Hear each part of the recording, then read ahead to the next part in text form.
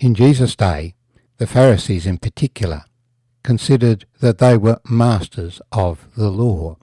They understood the scriptures and they did what God required. But Jesus has come along and said to his disciples, they are not doing enough. I say to you, unless your righteousness exceeds the righteousness of the scribes and Pharisees, you will by no means enter the kingdom of heaven.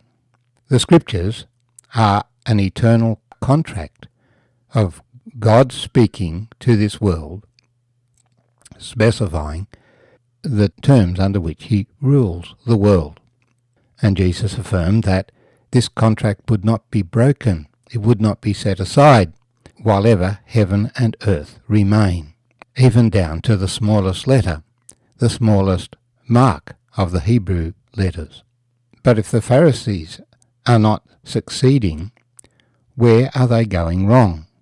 And if Jesus is coming to fulfill the Old Testament scriptures, why haven't the Pharisees managed to do that? Jesus will proceed now to show that, in fact, God's standard is higher than what was required under the law articulated by Moses. The Ten Commandments talk about, first of all, our relationship with God, but then our relationship with our fellow men. And probably the most important commandment is, thou shalt not murder. And Jesus says, from Matthew 5:21, you have heard that it was said to those of old, you shall not murder, and whoever murders will be in danger of the judgment. But I say to you that whoever is angry with his brother without a cause shall be in danger of the judgment. And whoever says to his brother, Raka, shall be in danger of the council. But whoever says, you fool, shall be in danger of hellfire.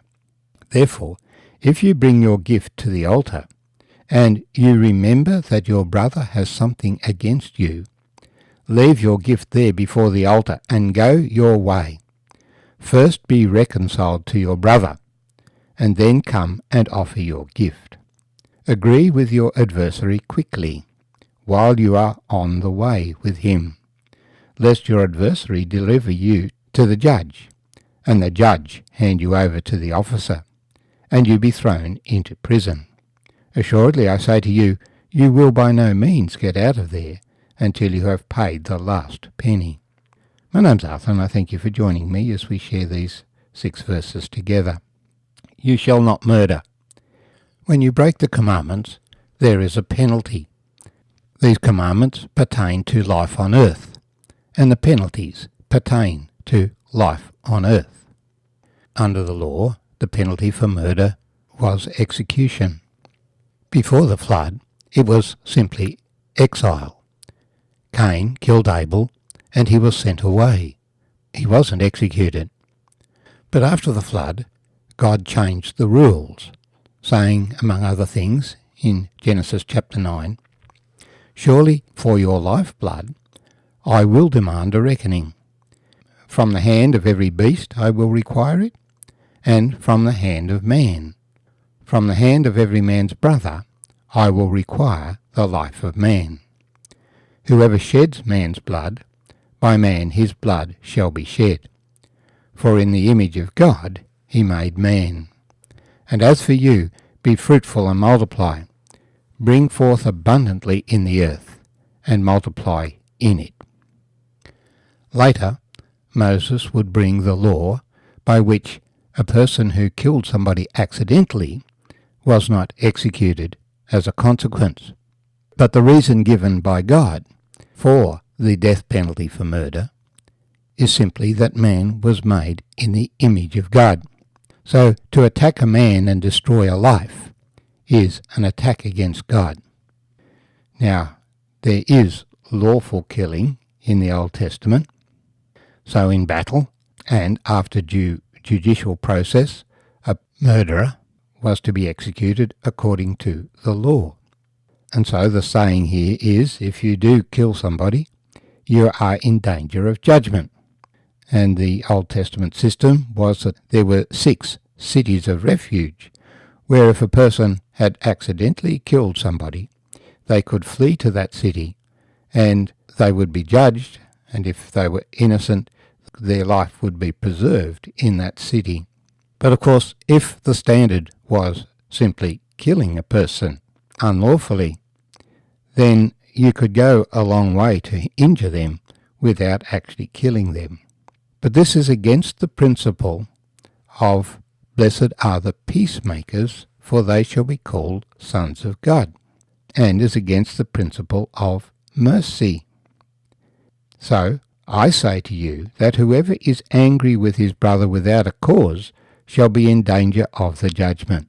You can be called to account just for being angry, for lashing out, for punching somebody, or just bad-mouthing them. And whoever says to his brother, raka, which is an Aramaic word meaning empty head, we might say, you fool, what were you thinking? Whoever says to his brother, raka, shall be in danger of the council. And the council was the court of law. Whoever says, you fool, shall be in danger of hellfire. The word there is Gehenna, and referred to the rubbish tip outside Jerusalem, which was always burning. So just little things that we might say can destroy our lives, as well as the big thing of murder. We need to watch what we say, as well as what we do. Jesus is saying there is in fact a completely different standard that is required of God's people. The extreme situation is murder, but there are a whole host of things that fall short of murder, which can cause us to be condemned and judged, to have our lives written off in this life and, of course, before God. So he says, if you bring your gift to the altar, and there remember your brother has something against you, leave your gift before the altar and go your way. First be reconciled to your brother, and then come and offer your gift.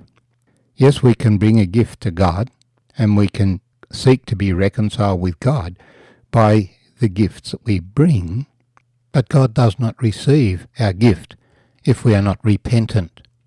And if we have offended somebody, so that a brother has something against us, it's more important for us to be reconciled with our brother than just to bring our gift for God.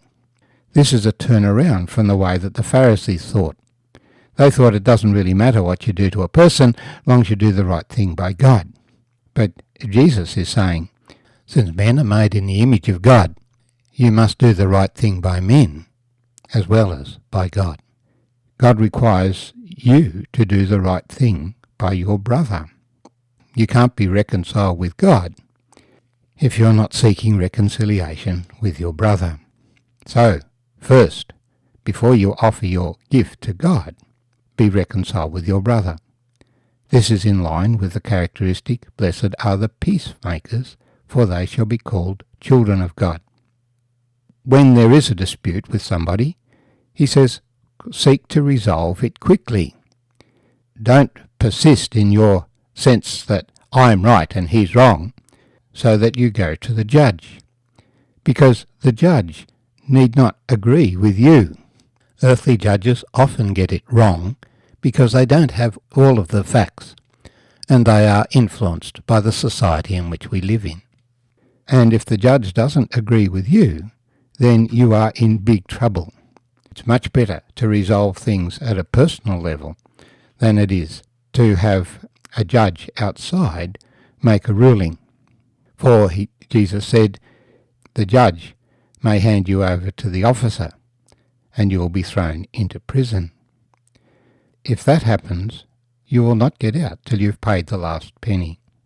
So Jesus is presenting to us that it's not simply a matter of not deliberately killing somebody else, but the principle God works by, and we are to work by, is one of peace and reconciliation.